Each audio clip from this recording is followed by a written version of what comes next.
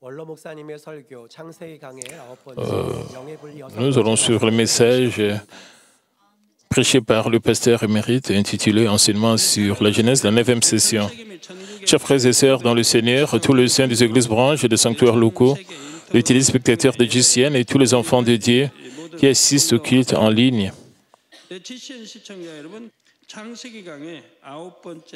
C'est la 9e session sur la Genèse.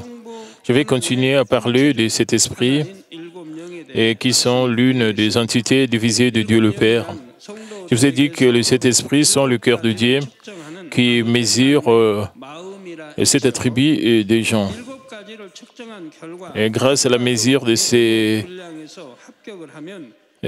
domaines, et si vous réussissez chaque mesure de foi, votre prière sera exaucée.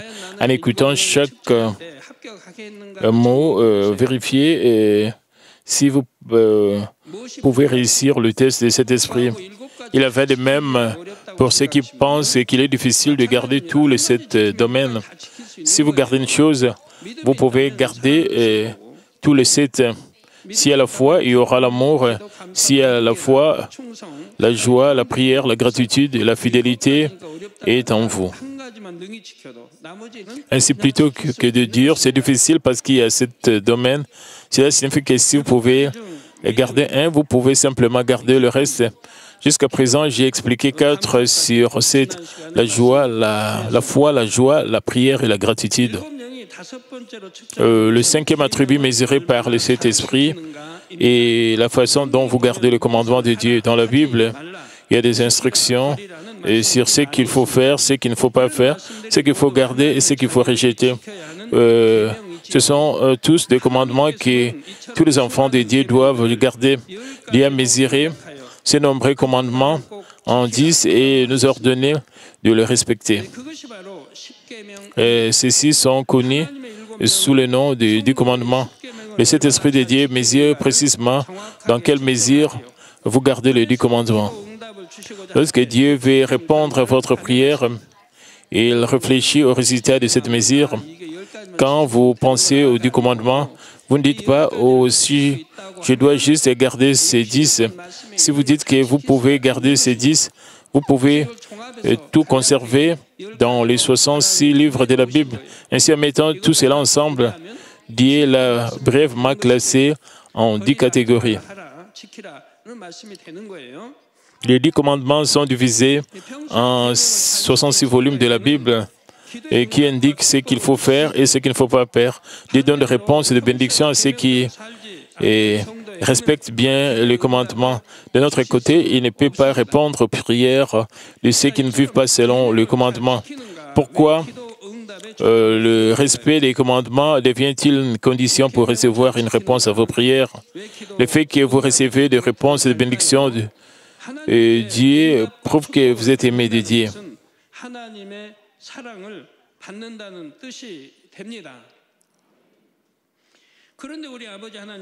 Cependant, Dieu le Père agit en toutes choses selon la justice. Il ne donne pas de réponses et de bénédictions à n'importe qui. Et ceux qui sont dignes de recevoir l'amour dans la justice peuvent recevoir cet amour de Dieu. Vous serez aimés de Dieu en gardant les commandements.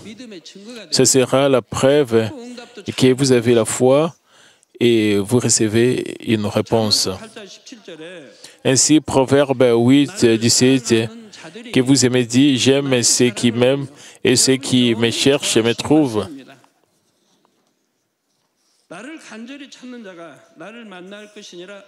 C'est tellement naturel que Dieu aime ceux qu'il aime.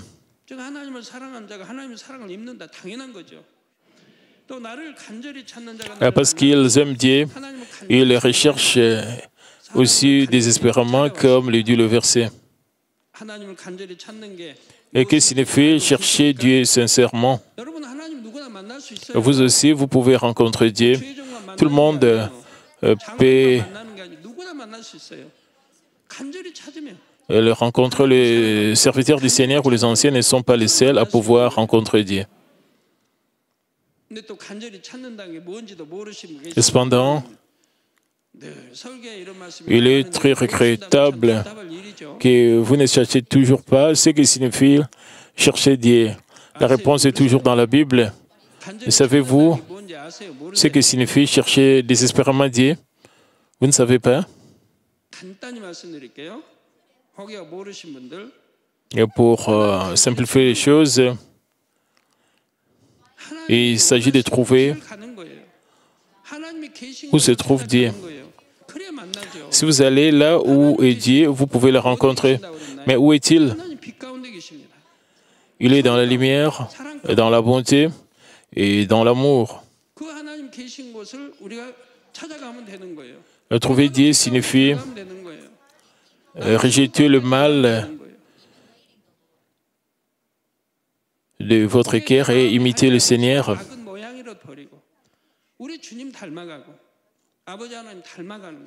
C'est seulement alors que vous pourrez entrer dans la lumière et rencontrer Dieu. Et si vous faites cela, vous rencontrerez certainement Dieu. Dieu a fait d'innombrables promesses dans l'Ancien et le Nouveau Testament. Il a dit, si vous cherchez, vous trouverez, et si vous frappez, on vous offrira. Si vous croyez et demandez, cela vous sera accordé. Et promet et toujours que cela se fera selon votre foi. Et ce n'est pas quelque chose de difficile. Exode 26 dit, et qui fait miséricorde jusqu'en 1000 générations à ceux qui m'aiment et qui gardent mes commandements. Dieu aime et fera grâce à des milliers de générations à ceux qui gardent ses commandements. Avez-vous cette preuve de l'amour de Dieu? Avez-vous, êtes-vous béni et bénéficiant des bénédictions matérielles et d'une bonne santé? Si vous vous sentez dégoûté, irrité et mal à l'aise face à la moindre chose, vous êtes loin de garder les commandements.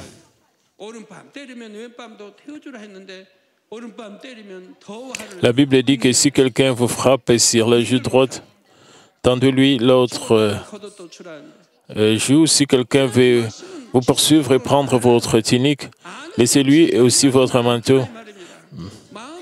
Même si les gens connaissent ce verset, ils ne prêtent pas attention.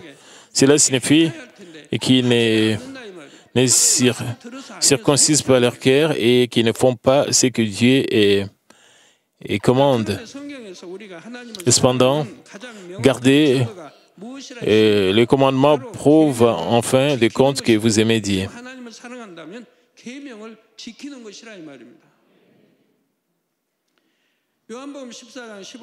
Notre Seigneur dit aussi dans Jean 14, 15, « Si vous m'aimez, gardez mes commandements. »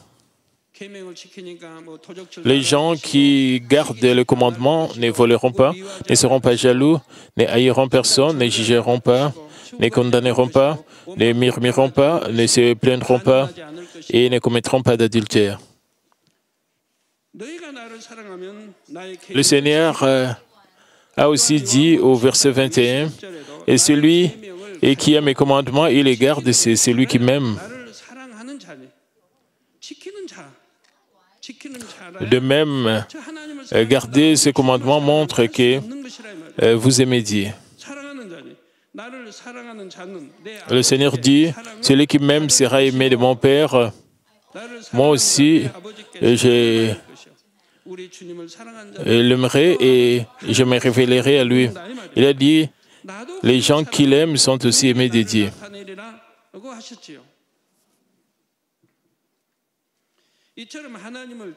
De cette façon, une personne qui aime vraiment Dieu garde les commandements de Dieu. Par conséquent, nous gardons le commandement de Dieu, quelle que soit la situation, et sans aucune raison. Alors seulement, Dieu sera content. Et si vous connaissez le ciel, bien sûr que vous voulez aller au ciel, mais si vous connaissez l'enfer, pourquoi iriez-vous en enfer? En outre, pourquoi devriez-vous faire quelque chose que Dieu déteste?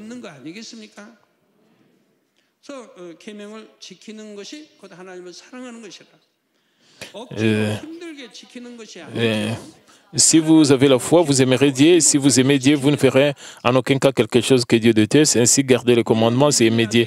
Et ce n'est pas quelque chose que vous devez faire, vous forcer à faire.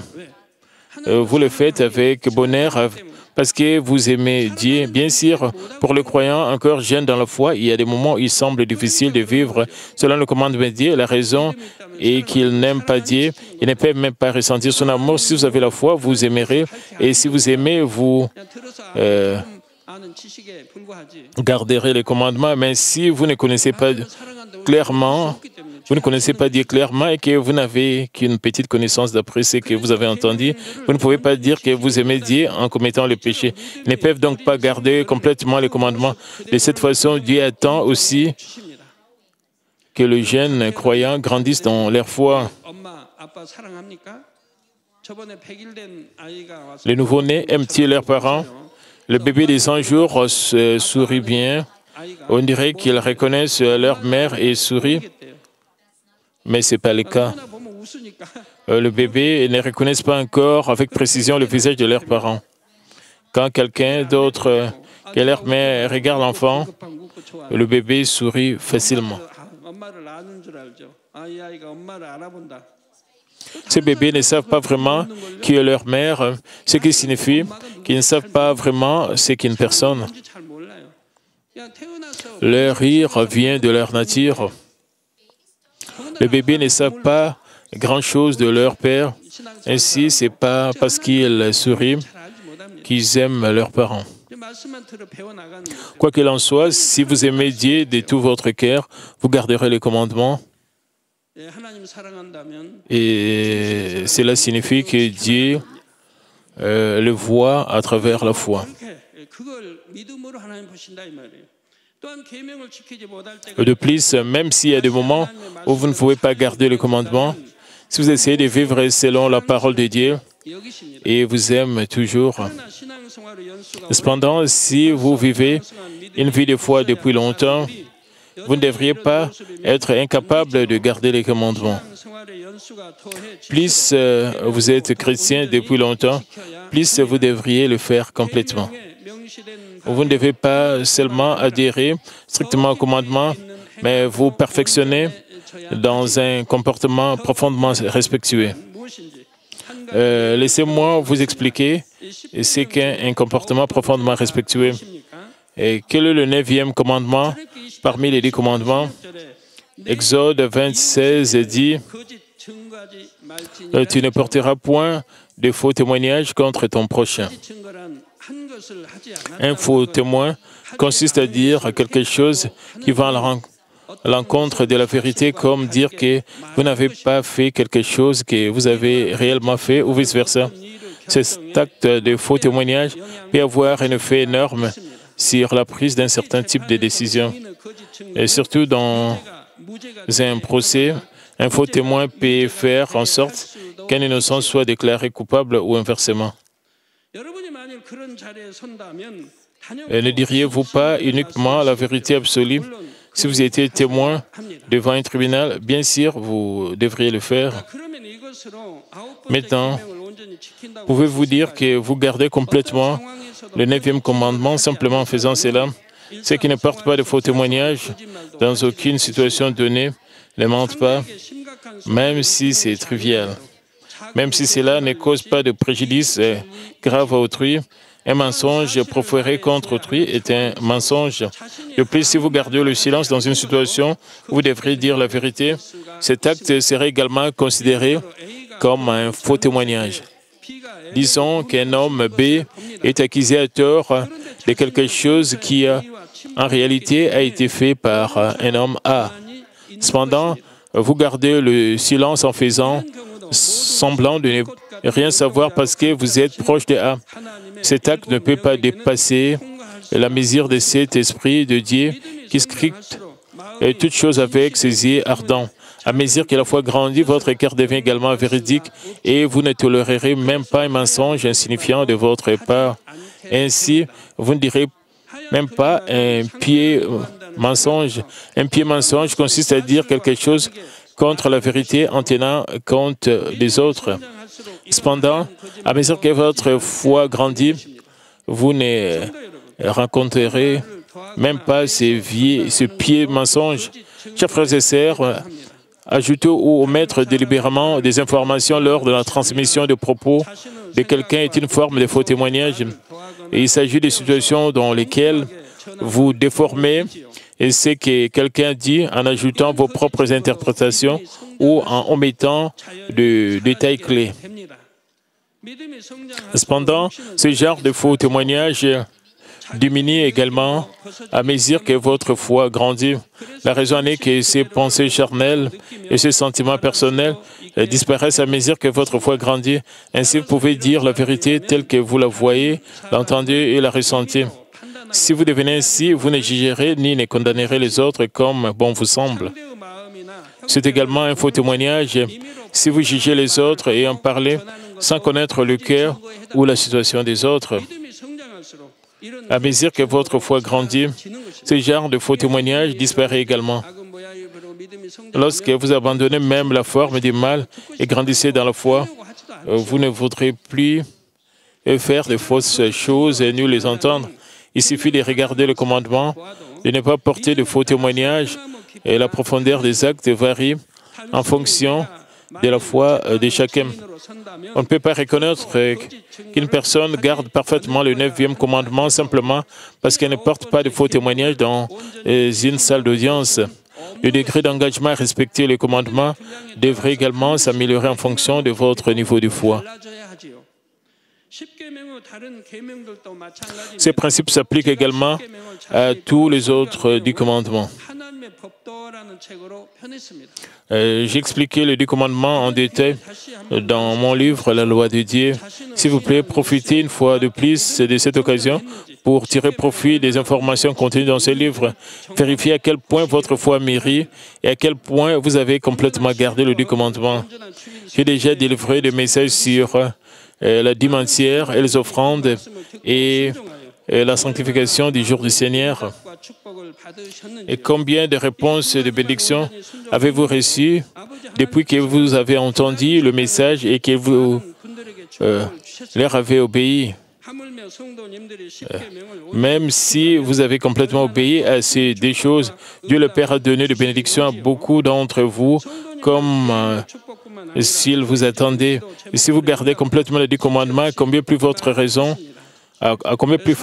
Dieu vous répondra-t-il et vous bénira-t-il? Dieu n'hésitera pas à accorder de bénédictions non seulement à chacun d'entre vous individuellement, mais aussi aux prières à l'échelle de l'Église. Chers frères et sœurs en Christ, sixièmement, le Saint-Esprit mesure la fidélité et mesure la fidélité de chacun d'entre vous aux devoirs qui lui sont confiés. Par conséquent, en tant que serviteur dédié, ouvrier dédié, ancien ou ancien de l'école du dimanche, vous devrez être fidèle à vos devoirs. Vous devez également chérir votre devoir, être fidèle en tant que leader de groupe ou de cellule ou en tant que tout poste qui vous est confié. Et cependant, si vous êtes fidèle uniquement au devoir que Dieu vous a confié, alors cela ne peut pas être qualifié de fidélité parfaite. Vous devez être fidèle non seulement au devoir confié dans votre Église, mais aussi au travail sur votre lieu de travail et à votre domicile. On peut alors parler de fidélité parfaite. En tant que mari, épouse, enfant ou parent, vous devrez être fidèle dans la vérité à tout devoir qui vous est confié. Bien sûr, si on vous demande de choisir entre l'œuvre du Seigneur et l'œuvre du monde, vous choisirez l'œuvre du Seigneur, mais cela ne veut pas dire que vous pouvez négliger vos autres tâches. En fin de compte, sans être parti et pris d'un côté, nous devons tous faire les choses de manière appropriée dans la vérité pour la gloire de Dieu. Certaines personnes qui sont des ouvriers des églises et des hauts rangs ont des sérieux problèmes. Ils viennent recevoir ma prière pour résoudre le problème et font une confession de repentance. Et qu'est-ce que c'est? Ils étaient fidèles à leur devoir avec ferveur, mais à un moment donné, ils ont commencé à négliger leur devoir. Ils disent qu'ils se sont laissés absorber par les affaires de leur entreprise et qu'ils ont donc peu à peu négligé l'œuvre du Seigneur, ou bien ils n'ont pas surmonté les difficultés de leur vie, ou bien ils ont fait des compromis avec le monde pour éviter la persécution. Ils étaient autrefois fidèles, alors comment leur cœur a-t-il pu changer ainsi? C'est parce qu'ils négligent la fidélité spirituelle, même s'ils se disent fidèles. Qu'est-ce qu'est la fidélité spirituelle? C'est circoncire continuellement votre cœur, c'est l'œuvre de laver sans cesse la robe de votre cœur.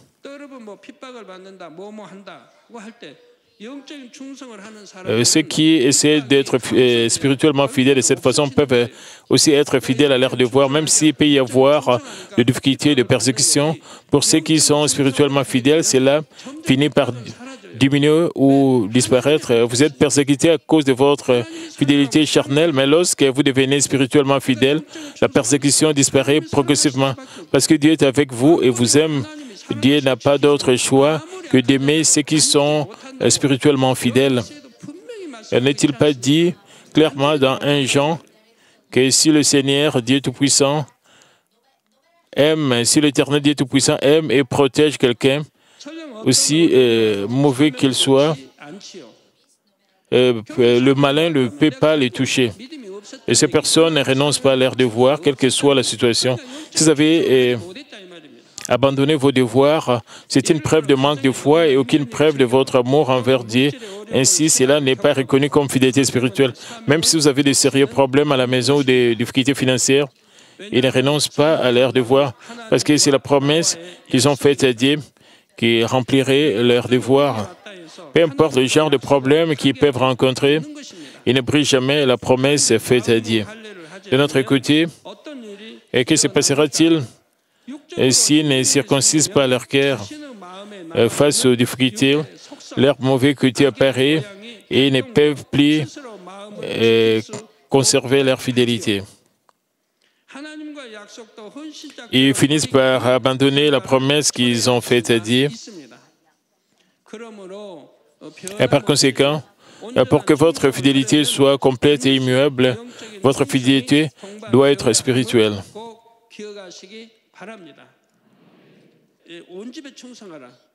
Être fidèle dans toute la maison de Dieu fait référence à la fidélité spirituelle. La première chose pour être fidèle dans toute la maison de Dieu est la circoncision du cœur. Sans un cœur circoncis, la fidélité spirituelle reste hors de portée. La première fidélité que vous devez accomplir est la sainteté personnelle, libre du moindre mal.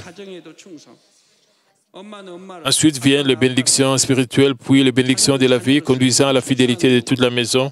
Dans votre foyer, vous devez être fidèle en tant que mère, père ou enfant. Même s'ils n'abandonnent pas complètement leurs devoirs, j'ai vu des gens gérer leurs devoirs sous pression, car ils ne sont pas remplis du Saint-Esprit. Parfois, ils ne conservent même pas leur poste ou à peine. Lorsque le Saint-Esprit mesure ce genre de personnes, comment peuvent-ils réussir la mesure? Et par conséquent, afin d'accomplir votre devoir, vous devez vous débarrasser de toute forme de mal à travers la circoncision de votre cœur.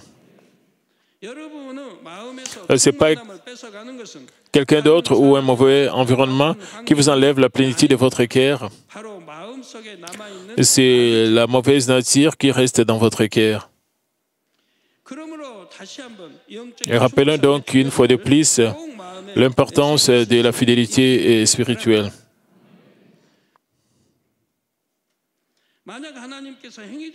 Si Dieu avait voulu seulement une fidélité comportementale, il n'aurait pas créé l'homme. Il a d'innombrables anges et une armée céleste autour de lui qui lui obéissent bien et travaillent fidèlement. Cependant, Dieu veut trouver des enfants fidèles du plus profond de leur cœur et aimant Dieu. Notre Jésus est venu sur cette terre pour être fidèle jusqu'à mourir parce qu'il aime Dieu. Élie, Moïse, l'apôtre Paul, Pierre et Jean furent également totalement fidèles jusqu'à leur mort. J'espère que votre cœur ressemblera à celui du Seigneur et à celui des ancêtres de la foi pour devenir plus fidèle qu'avant. Depuis que j'ai fondé cette église, je n'ai jamais négligé le travail pour le royaume de Dieu, pour le royaume de Dieu le Père, même pas un seul jour. Le 25 juillet 1982, 13 personnes, 4 enfants et 9 adultes ont célébré le culte d'ouverture. Ces 13 personnes comprenaient 5 membres de ma famille.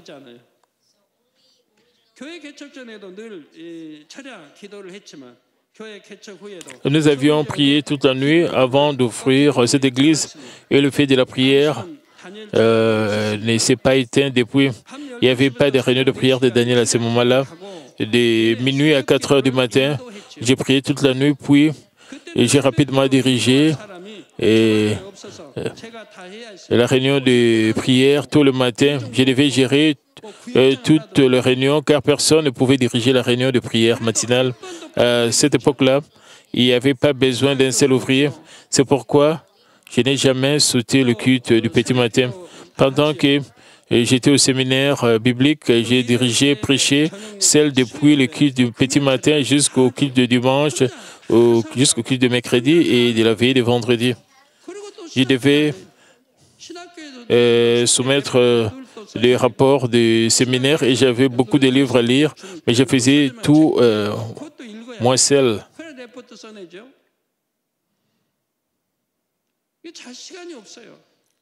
Ainsi, je n'avais pas le temps de dormir ou de me reposer. J'ai continué à prier à l'aube.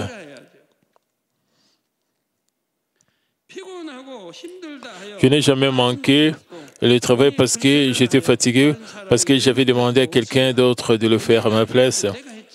Et j'ai fait ce qu'il fallait faire. Je ne l'ai jamais jeté à quelqu'un d'autre. Je n'ai jamais demandé à quelqu'un de le couvrir à ma place.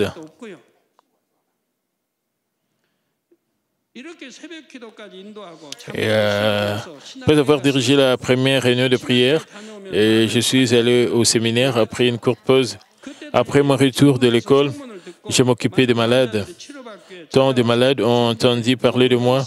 Ils sont restés dans le sanctuaire, être guéris par ma prière. Après l'école, soit je m'occupais de ces malades, soit je rendais visite aux membres. J'ai servi chacun de tout mon cœur. Parmi les élèves des écoles, y compris ceux de l'école primaire, ils venaient à l'église de loin. Les habitants des Kumodong ont dû changer de bus à 3 reprises, à Chongyane, Yongsan et Nongyanjin. À cette époque-là, le transport était très peu pratique. Ils n'avaient pas d'argent, mais ils venaient de loin dans cette église. Et combien ils étaient des âmes précieuses. J'ai servi ces étudiants avec amour. Le samedi ou le dimanche, lorsqu'ils devaient rentrer chez eux après le culte, je les accompagnais toujours à un arrêt de bus. Je leur ai toujours dit au revoir et leur ai donné le prix du transport. Nous leur avons donné suffisamment d'argent pour le transport afin qu'ils puissent revenir à l'église. Et comme ils étaient étudiants, ils ne pouvaient pas venir à l'église sans frais de transport. Ceux qui changeaient de bus 2 fois recevaient un frais de transport pour 4 trajets. Et ceux qui le faisaient 3 fois avaient droit à 6 trajets. À l'époque, comme le total des offrandes était très faible, je ne faisais pas cela avec les finances de l'église. Je l'ai fait en économisant mon argent. Les nouveaux arrivants étaient pour moi comme des joyaux précieux. C'est pourquoi j'ai toujours prié pour eux avec un amour sincère, afin de ne pas le perdre. Une fois arrivés dans cette église, ils n'ont jamais quitté l'église. Chaque semaine, de nouvelles âmes étaient conduites dans cette église et je les servais avec beaucoup de sérieux. Personne n'a quitté l'église et cette église a continué à grandir. Maintenant, depuis que cette église est devenue si grande avec de nombreux membres, ma fidélité s'est-elle refroidie? Pas du tout. Mon cœur pour les âmes ne s'est jamais refroidi. Et rien n'était suffisant à l'époque et tout manquait. Néanmoins, j'ai fait de mon mieux. Maintenant, nous avons Puis de milliers d'églises branchent à travers le monde. Il y a d'innombrables serviteurs, ouvriers, lévites. Mon cœur est-il apaisé et ma fidélité, ma ferveur, se sont-elles refroidies? Ma ferveur ne s'est jamais refroidie. Mon amour pour les âmes, les prières et tout ce qui compte sont devenus plus chauds et que jamais ma ferveur ne s'est jamais calmée. Et serviteurs de Dieu, ouvriers, lévites et tout, les titulaires des titres, s'il vous plaît, vérifiez vos vies. Concernant votre position, à quel point votre fidélité actuelle est-elle différente de celle d'avant? Dire, avant, vous aspirez à votre devoir et étiez fidèle, mais aucun devoir ne vous a été confié maintenant. Ou bien votre devoir a été le même hier et aujourd'hui, votre ferveur pour le devoir ne s'est pas du tout refroidi. Si vous avez une vraie foi, plus votre vie est chrétienne est longue, plus vous devrez être fidèle. Ce n'est qu'alors que vous pourrez passer la mesure de cet esprit. Le 7e attribut mesuré par le Saint-Esprit est l'amour. Bien sûr, c'est l'amour spirituel qui ne change jamais pour toujours. L'amour joue le rôle d'un groupe qui lie parfaitement les 6 précédents dans leur intégralité. En d'autres termes, l'amour complète la joie, la foi, la joie, la prière, la gratitude, le respect des commandements et la fidélité. Qu'est-ce que cela veut dire? Tout d'abord, si la foi manque d'amour, elle est inutile. 1 Corinthiens 13 dit, « Quand j'aurai même toute la foi jusqu'à transporter des montagnes, si je n'ai pas l'amour, je ne suis rien. » Ce que vous avez fait n'est rien sans amour, même si vous l'avez fait avec une grande foi. Il en va de même pour la joie sans amour. Et si vous ressentez de la joie en voyant les autres en difficulté, à quel point seriez-vous mauvais? Vous ne somnolez pas lorsque vous priez avec amour. Il est difficile pour la prière sans amour de monter vers Dieu comme un encens. Il en va de même pour la gratitude sans amour. Une gratitude dépourvue d'amour ne parvient pas à vraiment toucher le cœur, en particulier le cœur de Dieu qui voit dans l'âme de l'homme. Je vous ai dit plutôt que le véritable amour consiste à garder le commandement de Dieu avec amour pour Dieu. Je vous ai aussi dit que Dieu le Père veut vraiment que vous soyez fidèles dans l'amour de Dieu. L'amour est placé en dernier parce qu'il sert des forces unificatrices et qui lie les 6 autres vertus ensemble, les rendant un tout. Le Saint-Esprit de Dieu mesure minutieusement avec quelle sincérité et amour les gens gèrent tous ces attributs. La gratitude sans amour n'est pas la vraie gratitude. Une personne vraiment reconnaissante ne pense pas qu'une fois rendu une faveur à quelqu'un qui l'a aidé et tout est fini. Dans le roman et le film, on dit que le personnage principal qui a sauvé sa vie grâce à l'aide d'une autre personne a tout fait lorsqu'il lui rend l'appareil. Le personnage principal est vivant parce que l'autre personne l'a sauvé. Alors, ne serait-il pas juste de lui donner amour et gratitude pour toujours?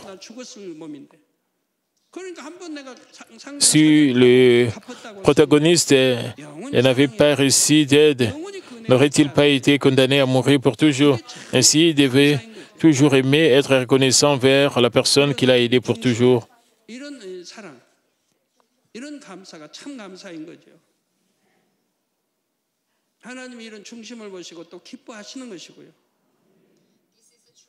C'est la vraie gratitude et Dieu est heureux de la recevoir. Que le véritable amour spirituel est clairement expliqué dans 1 Corinthiens 13, 4 à 7. L'amour est patient, il est plein de bonté. L'amour n'est point envié, l'amour ne se vante point et ne s'enfle point d'orgueil. Il ne fait rien de malhonnête, il ne cherche point son intérêt, il ne s'irrite point, il ne soupçonne point le mal, il ne se réjouit point de l'injustice, mais il se réjouit de la vérité. Il existe tout, il croit tout, il espère tout, il supporte tout. Contient combien d'attributs l'amour possède? 1. L'amour est patient. 2. Plein de bonté. 3. Ne pas envier. 4. L'amour ne se vante pas. 5. N'est pas arrogant. 6. N'agit pas de manière inconvéniente. 7. Ne cherche pas son intérêt. 8. Ne pas provoquer. Ne tient pas compte d'un préjudice subis. Et ne se réjouit pas de l'injustice. Mais 11. Mais ne se réjouit de la vérité. 12. Esquisse toutes choses, croit toutes choses. 14. Espère tout. 15. Supporte tout. Ils sont 15. Les pratiquez-vous tous. Il y a 15 attributs de l'amour. Or, il est évident qu'ils font référence à l'amour spirituel. Si l'un de ces éléments vous manque, vous devez les compenser. Vous découvrirez sûrement ce qui vous manque.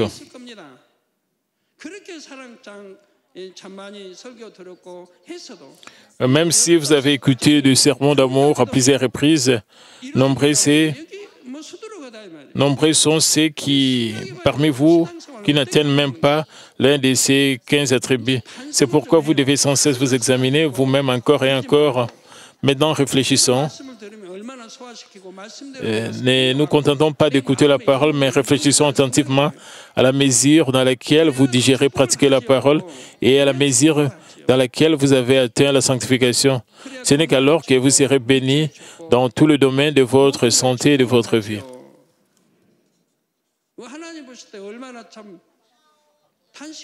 À quel point cela sera-t-il lamentable du point de vue de Dieu? Vous entendez ce message depuis tant d'années, mais vous l'avez simplement ignoré. Vous avez passé 5, 10, 15, 20 ans sans atteindre la sanctification. À quel point cela est malheureux.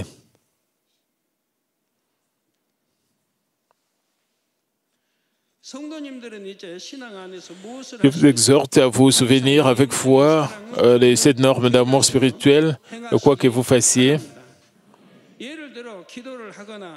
Chaque fois que vous priez ou travaillez pour le Seigneur, rappelez-vous et réfléchissez à ce qui fait référence à l'amour spirituel, alors votre prière et votre fidélité deviendront parfaites. Ainsi, ceux qui font toutes choses avec amour sont ceux qui aiment vraiment Dieu. Dieu le Père veut gagner des vrais enfants qui aiment Dieu dans ce véritable amour. C'est la raison pour laquelle il a commencé la culture humaine. Par conséquent, je vous souhaite d'accomplir ce véritable amour et de devenir un véritable enfant de Dieu. J'espère aussi que vous faites toutes choses avec amour et que vous obtiendrez des réponses en réussissant la mesure. Chers frères et sœurs, vous pouvez maintenant comprendre quel rôle joue le Saint-Esprit de Dieu. Vous pouvez comparer les 7 attributs mesurés par le Saint-Esprit aux pièces d'un appareil électrique. Et si l'une d'elles manque, le produit électrique ne fonctionnera pas. De la même manière, si vous manque l'un de ces attributs, vous ne pouvez pas recevoir de réponse à vos prières. Cependant, je vous ai dit plus tôt, la mesure et l'amour mesurent d'abord votre foi et fixent la norme en fonction de votre niveau de foi. Dieu le Père a dit dans Exode 33, 19, « Je fais grâce à qui je fais grâce et miséricorde à qui je fais miséricorde. » Dieu le Père donne miséricorde à ceux qui ont besoin de sa miséricorde et fait grâce à ceux qui ont besoin de sa grâce. La raison pour laquelle il mesure avec autant de détails est de vous fournir plus de réponses.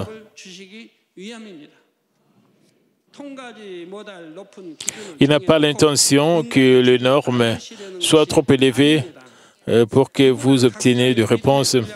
Il voulait que chacun reçoive librement des réponses et soit béni selon son niveau de foi. C'est pourquoi il a fixé les normes. Et par conséquent, je prie au nom du Seigneur que vous fassiez tout avec amour et que vous recevez la grâce et la bénédiction débordante de Dieu le Père. Prions tous concernant ces messages. Père éternel, merci pour ces messages combien importants. Permet que nous puissions bien comprendre cet esprit, ce domaine mesuré par le Saint-Esprit. Permet que nous puissions toujours faire les choses avec foi, que nous puissions avoir la joie, que nous puissions voir que nous avons toujours prié et que nous puissions garder les commandements, que nous puissions avoir la fidélité, que nous puissions avoir l'amour, Père. La reconnaissance permet que nous puissions vraiment prier de tout notre cœur, que nous puissions rechercher la sanctification. Père, aide-nous à changer complètement. Nous voulons te plaire et marcher selon tes commandements. Nous voulons vraiment garder tes commandements. Nous voulons, Père de gloire, te glorifier dans notre vie. Au nom de notre Seigneur Jésus-Christ, j'ai ainsi prié. Amen.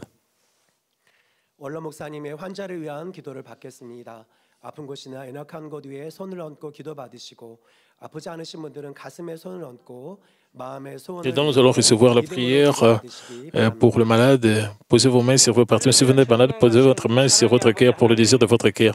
Alléluia, Dieu le Père Tout-Puissant. S'il te plaît, pose ta main sur tout ce qui reçoit cette prière maintenant.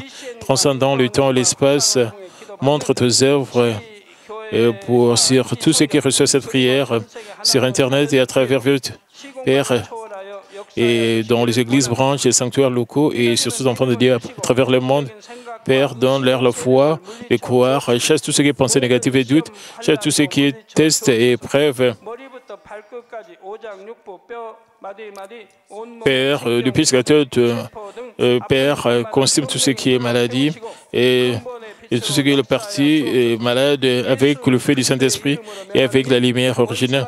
Au nom de Jésus-Christ, j'ordonne à l'ennemi, diable et Satan, toutes sortes de maladies, germes, virus et infirmités, quittez-les, que la lumière brille. Et s'il te plaît, consume toutes leurs maladies en phase terminale et maladies incurables avec le feu du Saint-Esprit. Et chasse tout ce qui est maladie endémique, y compris la malaria. Toutes les maladies contagieuses telles que le rhume, la grippe et la fièvre, quittez-les. Protège-les de toutes sortes de germes et de virus.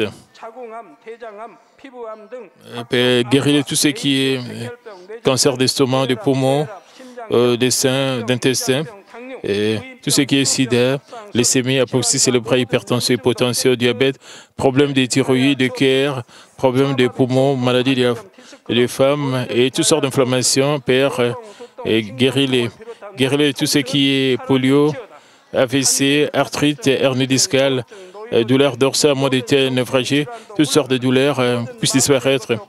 Épilepsie, autisme, dépression, névrose, autres maladies mentales, quittez-les, toutes sortes de paralysie, et puis soient guéris, que les paralytiques se lèvent et marchent. Père, permets que leurs yeux puissent bien voir, que les oreilles puissent bien entendre, que les aveugles voient, que le mieux parle, que les sourds entendent. Et guéris-les de tout ce qui est effet secondaire de toutes sortes d'accidents et guéris leurs offres, restaure tout ce qui est brûlure et permet que la sensation de chaleur puisse disparaître. Père, permet qu'il n'y ait pas de cicatrices qui restent. Et Père, purifie-les de toute dépendance à la drogue, à l'empoisonnement et mauvaises substances. Que l'air tissu mort, cellules mortes soient régénérées. Et Père, ranime les morts. Père, donne-leur la bénédiction de la conception. Recevez la bénédiction de la conception. Au nom de Jésus-Christ, j'ordonne à l'ennemi, diable et Satan, les principautés de la puissance de l'air, les mauvaises forces dans le lieu céleste et les serviteurs, quittez-les, tout ce qui est esprit impur, faux et trompeur, esprit de séparation et toutes les forces des ténèbres, tout ce qui est chaîne de messages brisés, ténèbres, quittez-les, que la lumière brille. Père, s'il te plaît, donne-leur la force de s'écrier dans la prière et la puissance de rejeter le péché pour devenir sanctifiés. Et comme leur âme prospère, permet que tout marche très bien et que leur famille soit évangélisée. Protège-les de toutes sortes d'accidents et de désastres tout au long de cette semaine. Bénis-les pour qu'ils puissent mener une vie prospère sans aucun problème. avec le feu ardent du Saint-Esprit et l'armée céleste et les anges, avec tes enfants, protège tous tes enfants, leurs familles, leurs lieux de travail et leurs affaires. Donne à nos étudiants la sagesse et l'intelligence, donne-leur l'enthousiasme et la passion d'étudier sérieusement. Et Père, protège-les pour qu'ils ne puissent pas donner leur cœur à des choses mondaines. S'il te plaît, bénis-les pour qu'ils puissent t'aimer avec plus de ferveur. Et permet que tout ce que tes enfants vont manger ou boire et tout ce qu'ils feront, qu'ils puissent faire pour te glorifier. Ils puissent toujours témoigner que j'ai rencontré Dieu, j'ai expérimenté Dieu, j'ai reçu ses réponses et ses bénédictions. Et Père Dieu, merci. Et que tu sois glorifié toi seul. Au nom de notre Seigneur Jésus-Christ, j'ai ainsi prié. Amen.